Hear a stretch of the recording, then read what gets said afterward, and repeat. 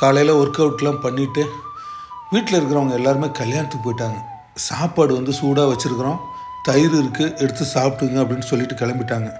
நம்ம daily work out பண்ணுறதுனால compulsory வந்து முட்டை சேர்த்தே ஆகணும்.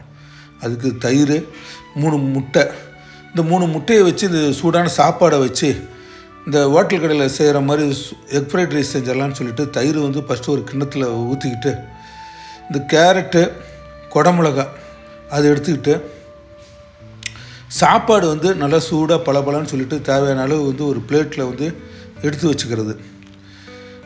நீளமாக இருந்த பெரிய வெங்காயம், குடமிளகா, ஒரே ஒரு தக்காளி, கேரட் துருவிக்கிறது, மிளகாத்தூள், கரம் மசாலா, சிக்கன் மசாலா, மட்டன் மசாலா, உப்பு இதெல்லாம் தயாராக எடுத்து வச்சுக்கிட்டு அடுப்பத்தை வச்சு இரும்பு வடை சட்டியில் எண்ணெய் ஊற்றி எண்ணெய் சூடு ஏறினதுக்கப்புறம் பெரிய வெங்காயம், கருவேப்பிலை 2 நிமிஷம் நல்லா வதக்கிட்டு, கூடவே வந்து கொஞ்சம் நீளமாக இருந்த குடமிளகா, தக்காளி இதெல்லாம் நல்லா ஒரு 2 நிமிஷம் நல்லா வதக்கிட்டு இந்த கேரட்டு துருவினது அதையும் ஆட் பண்ணிக்கிறது.